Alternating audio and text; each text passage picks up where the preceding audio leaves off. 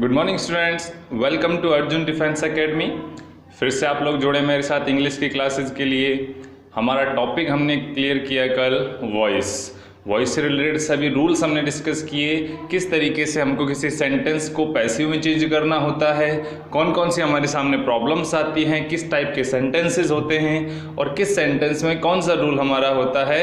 इस प्रकार से हमने हमारे सेंटेंस को चेंज किया और रूल्स को समझा।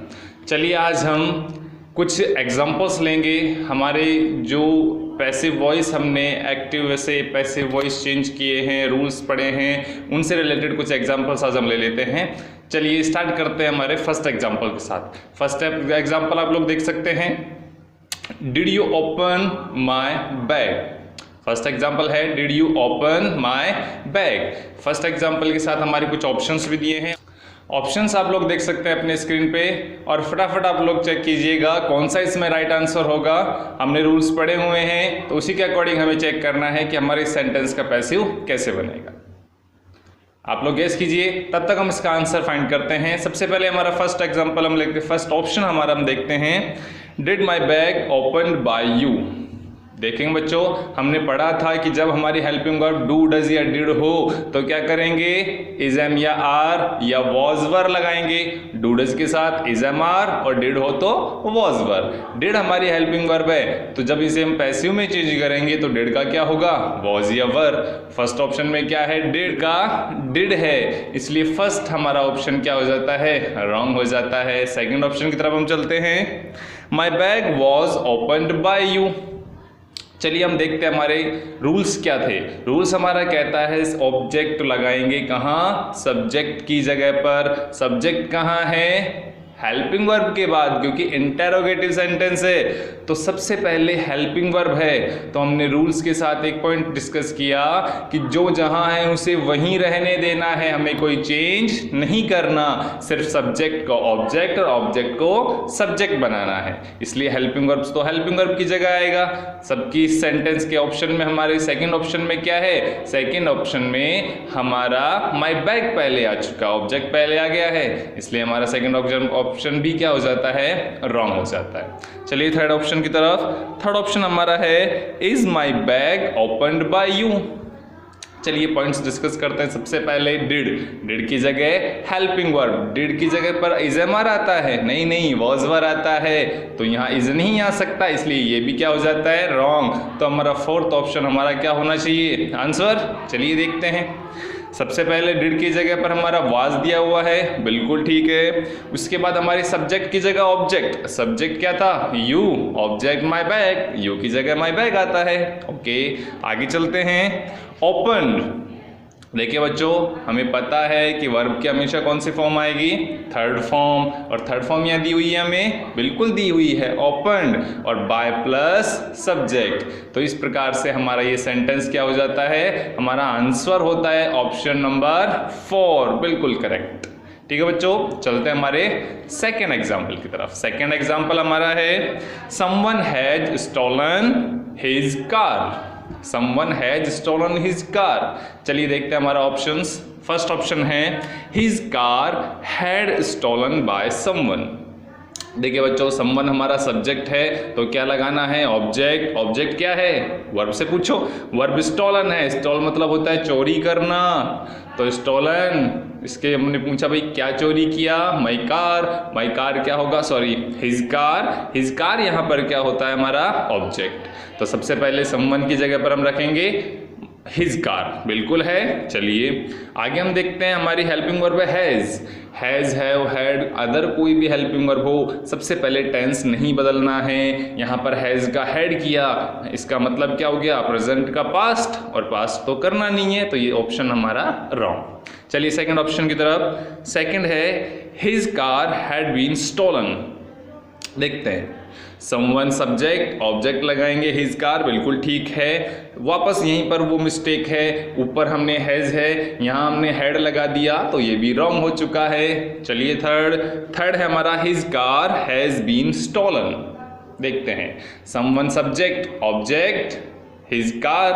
आगे चलते हैं, हैज, बिल्कुल हैज लगेगा। समवन सिंगुलर था, हिज कार सिंगुलर है तो हैज का हैज रहेगा, है होता अगर प्लूरल होता। चलिए आगे हमें पता है जब हैज हैड दिया हो वर्ब में तो क्या करना होता है, हमें वर्ब से पहले बीन लगाना होता है। तो बीन हमने लगा दिया, बिल्कुल ठीक। और वर्ब की थर्ड फॉर्म बाय समवन नहीं है, इसमें जरूरी है नहीं जरूरी है, क्योंकि ये सब्जेक्ट कोई इंपॉर्टेंट नहीं है। अनइम्पॉर्टेंट सब्जेक्ट को हम क्या नहीं करते, बाय प्लस सब्जेक्ट लगाना जरूरी नहीं होता है, बिना इनके भी हमारा पैसिव बन जाता है। तो हमारा ऑप्शन नंबर 3 इसका क्या होगा, करेक्ट आंसर होगा। चलिए चलते हैं हमारे थर्ड एग्जाम्पल की तरफ। थर्ड एग्जाम्पल आप लोग अपनी स्क्रीन पर देख सकते हैं। It is time to play, it is time to play, it is time to play. हमको कुछ याद करना है, हमने कुछ सेंटेंसेस डिस्कस किए थे इन्फिनेटिव के पैसिव। इन्फिनेटिव का पैसिव कैसे बनता है पता है हमें, बिल्कुल क्या करना है, हमें complete sentence as it is रखना है। कहां तक, टू तक। तो हमारा सेंटेंस है it is time to play. चलिए ऑप्शंस हमारा देखते हैं। ऑप्शन फर्स्ट है play is time to be it, play is time to be it. तो प्ले हमारा क्या है, वर्ब है, जबकि वर्ब से हम पैसिव स्टार्ट नहीं कर सकते हैं, तो हमारा ये फर्स्ट ऑप्शन क्या हो जाता है, रॉन्ग हो जाता है। सेकंड पे चलते हैं, it is time to played. चलिए देखते हैं, रूल याद है हमें, बिल्कुल याद है। जब इन्फिनेटिव का पैसिव में बनाना होगा तो क्या करना है, टू तक का सेंटेंस एज इट इज रहेगा, जबकि इट इज टाइम टू बिल्कुल ठीक है, लेकिन उसके बाद क्या लगाना है, बी लगाना है। लगाया है, नहीं लगाया है, इसलिए ये ऑप्शन भी रॉन्ग हो गया है। चलिए थर्ड ऑप्शन की तरफ चलते हैं। इट इज प्ले टाइम, बिल्कुल रॉन्ग। क्यों रॉन्ग हो गया हमारे पास, क्योंकि हमने सेंटेंस एज इट इज नहीं रखा है। इट इज टाइम टू को हम पहले खा चुके हैं, इसलिए यहां पर रॉन्ग है। Next last, it is time to be played. यही क्या होगा, हमारा आंसर होगा। कैसे है आंसर, हमें it is time to as it is रखना है, बिल्कुल एज इट इज है, और बी लगाकर वर्ब की थर्ड फॉर्म, तो बी प्लेड। तो ऑप्शन नंबर 4 हमारा यहां पर आंसर होगा। ठीक है बच्चों, चलते हैं हमारे नेक्स्ट ऑप्शन, नेक्स्ट सेंटेंस की तरफ। तो नेक्स्ट हमारा एग्जाम्पल नंबर 4 आपकी स्क्रीन पे है। It is time to write a letter. बहुत सिमिलर है, यहाँ तक हमने रूल जो डिस्कस किया था बिल्कुल इससे पहले वाले एग्जाम्पल में, वही रूल यहाँ हमें लगाना है, बस एक चेंज होगा। ऑप्शन देखते हैं हमारे पास, it is time to be write a letter. देखिए बच्चों, हमने रूल डिस्कस किया, इट इज टाइम टू, यहाँ तक सेंटेंस एज इट इज रहना चाहिए, बिल्कुल रहना चाहिए। लेकिन अगर हमारे सेंटेंस में वर्ब के बाद कोई ऑब्जेक्ट होगा तो उस वर्ब के बाद जो ऑब्जेक्ट दिया है उसे क्या करना है, टू के बाद, और टू को रिमूव करके वहां 4 आ जाएगा। ठीक है बच्चों, ऑप्शंस हमारा first it is time to as it is है, लेकिन ऑब्जेक्ट है तो यहाँ 4 आना चाहिए, और उसके बाद वर्ब की थर्ड फॉर्म। तो ना 4 है, ना ऑब्जेक्ट लगाया, ना वर्ब की थर्ड फॉर्म, तो रॉन्ग है। नेक्स्ट है हमारा, it is time for a letter to be written. It is time, ठीक है, यहाँ तक टू की जगह क्या किया, 4, ऑब्जेक्ट लगाएंगे लेटर, और उसके बाद में टू बी रिटन, बिल्कुल ठीक है, यहाँ तक कोई हमारी प्रॉब्लम यहाँ पर नहीं होनी चाहिए। तो ऑप्शन नंबर 2 हमारा इसका आंसर है। नेक्स्ट चलते हैं हमारे 5th एग्जाम्पल की तरफ। 5th एग्जाम्पल हमारा है, a gulab jamun taste is, a gulab jamun taste is sweet. तो एक गुलाब जामुन कैसा होता है, मीठा स्वाद देता है। देखिए बच्चों, यहाँ पर जो ये सेंटेंस हमारा है, या एडवांस पैसिव का सेंटेंस है, ये क्वेजाई, जिसे हम क्वेजाई पैसिव कहते हैं। तो क्वेजाई पैसिव क्या होते हैं, जो सेंटेंस हमें पहले से ही कैसा लगे, पैसिव की तरह लगे, उसका पैसिव बनाना ही क्या कहलाता है, क्वेजाई पैसिव कहलाता है। क्वेजाई का मतलब होता है सिमिलर टू, जो किसी के जैसा लगे। ठीक है, तो देखते हैं हम इन्हें कैसे पैसिव बनाना है। एक बात ध्यान रखिएगा बच्चों, यहाँ पर ये सेंटेंस क्यों हमें पैसिव लगता है, क्योंकि इसका सब्जेक्ट क्या होगा, हमेशा इसका सब्जेक्ट नॉन डूअर होगा। नॉन डूअर जानते हैं हम, नॉन डूअर जो कोई फंक्शन नहीं करता है। हमें याद है पैसिव में ही सब्जेक्ट नॉन डूअर होता है, क्योंकि अगर डूअर होगा, काम करने वाला होगा, तो वो सेंटेंस पैसिव नहीं हो सकता, वो तो क्या होगा, एक्टिव। पैसिव बनाने के लिए क्या करते हैं हम, ऑब्जेक्ट को कहाँ रखते हैं, सब्जेक्ट की जगह, और ऑब्जेक्ट क्या होता है, डूअर? नहीं, नॉन डूअर होता है, इसलिए वो क्या बनता है, पैसिव। तो उसी तरीके से यहाँ पर हमारे पास ये सेंटेंस लगते हैं सिमिलर किसकी तरह, पैसिव की तरह। तो देखेंगे हम इन्हें कैसे बनाएंगे। तो इनके दो हमारे पास पैटर्न हैं, दो तरीके से बना सकते हैं। सबसे पहला पैटर्न जो हमारे पास है वो हम इस सेंटेंस को एज इट इज रखे वर्ब लगा के। फॉर एग्जाम्पल सबसे पहले क्या करना है हमें, गुलाब जामुन, तो गुलाब जामुन, उसके बाद टेस्ट इज कौन सी फॉर्म है, फर्स्ट फॉर्म। तो उससे पहले क्या लगेगा, अगर फर्स्ट फॉर्म वर्ब में हो हमारी और उससे पहले कोई हेल्पिंग वर्ब नहीं हो तो लगाते हैं इज, एम या आर।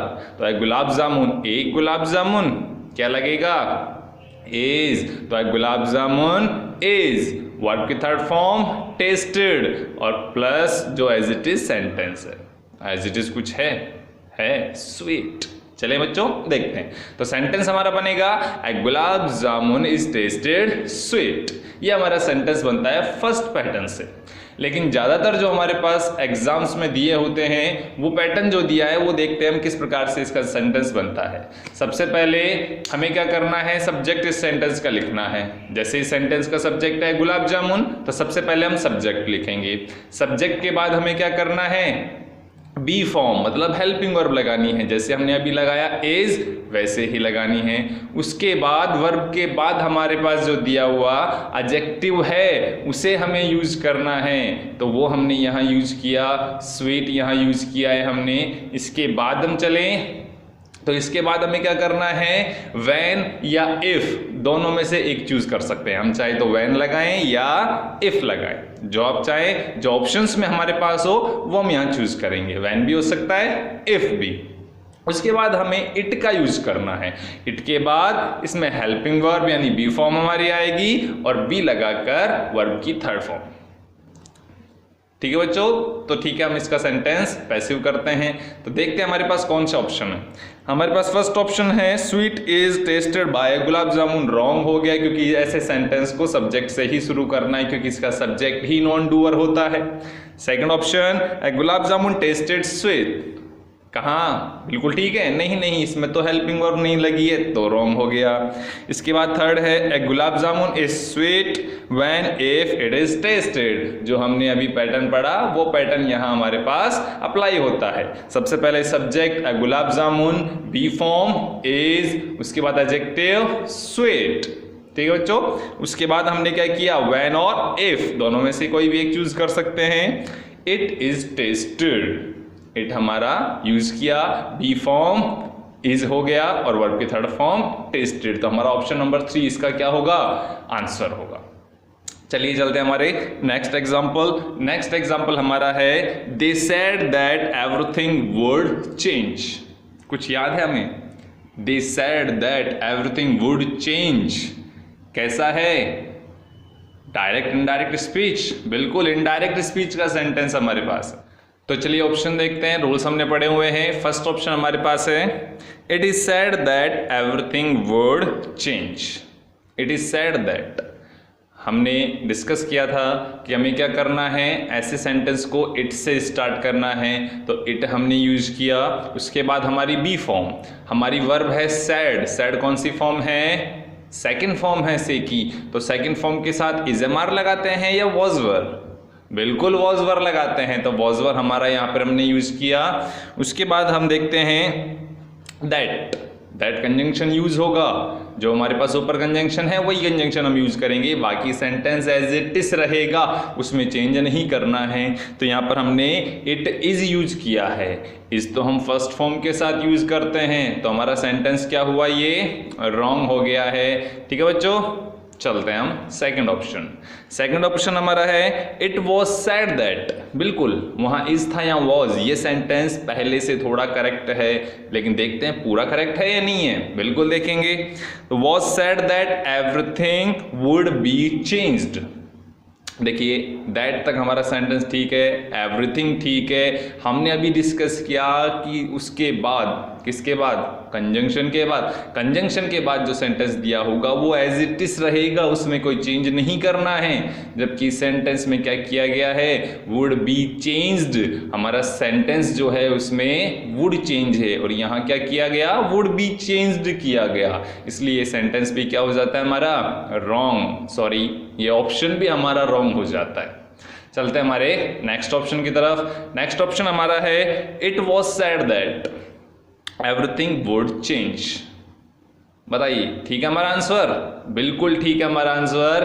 क्यों ठीक है, क्योंकि हमारे पास सभी ऑप्शन करेक्ट है। इट वॉज सेड दैट, हमारे पास बी फॉर्म यूज की सेकंड फॉर्म होने की वजह से वॉज, दैट करेक्ट है। उसके बाद एज इट इज सेंटेंस होगा एवरीथिंग वुड चेंज।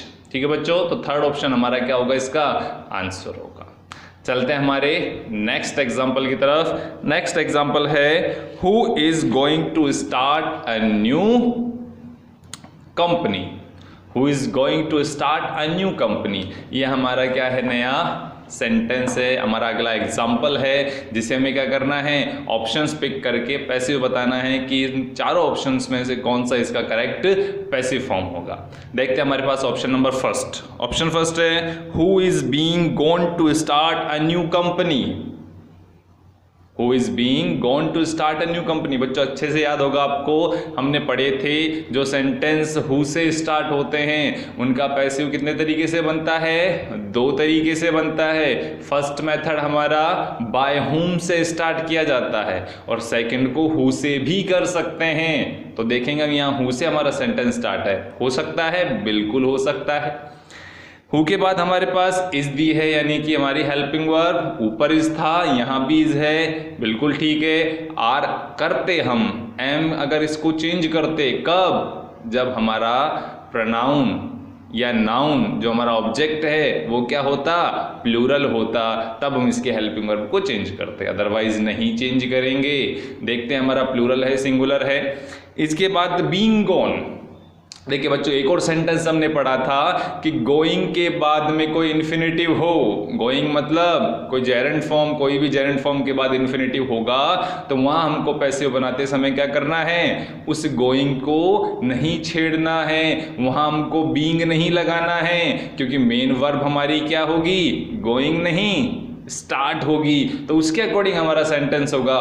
तो बीइंग गॉन लगाना करेक्ट हो गया, क्योंकि गो कौन सी वर्ब है, गो हमारी कौन सी वर्ब है, याद है, इंट्रांजिटिव, और इंट्रांजिटिव क्या नहीं बनता है, पैसिव नहीं बनता है।